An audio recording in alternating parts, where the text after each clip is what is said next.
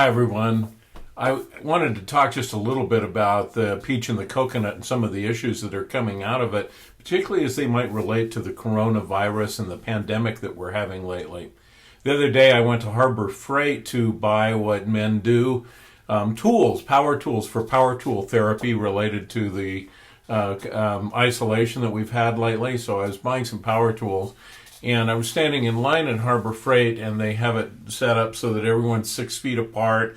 And when you walk up to the cashier, you're actually 6 feet from the cashier, and you have to do your transaction through plexiglass. And as I lifted my items up and began to show them, and they were being scanned and not being touched, and everybody was being very careful, and I had a mask on, and I had my gloves on, and I'm just really careful to not be infected. And this man comes up and stands right next to me. I mean, literally right next to me, just like the good old days, right?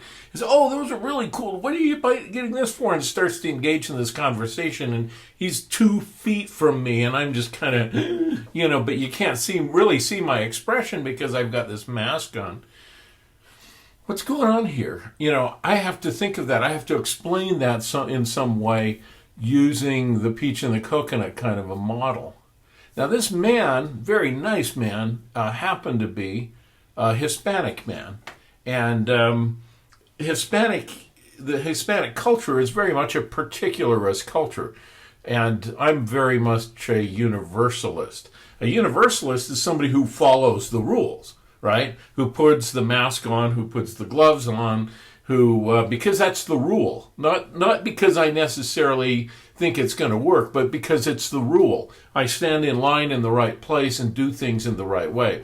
But this really nice fellow is a particularist, and he's more relationship focused, and relationships are much more important to him than are rules. And so he's going to violate those rules because he looks at me, we're about the same age, he wants to have a little chat. He's saying we're talking about the tools. He's a fellow tool guy, and we're chatting away.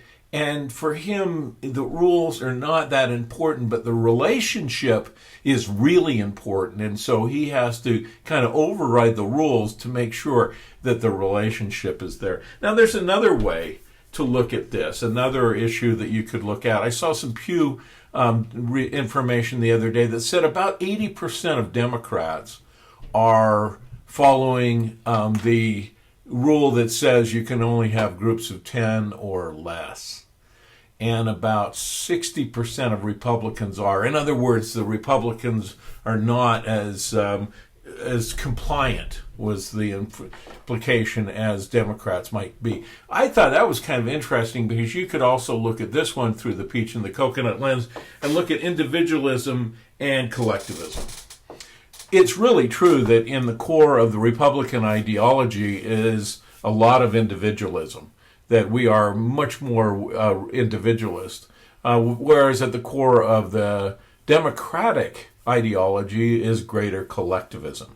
And so individualism, that I can do what I want and I get to do what I want, that comes at the core of radical individualism, is alive and well still during this COVID pandemic. In the further that you see radical collectivism, where we've got to do what the community demands regardless of what it does to me personally, is kind of that more democratic ideal, and you can see that kind of unfolding through this pandemic.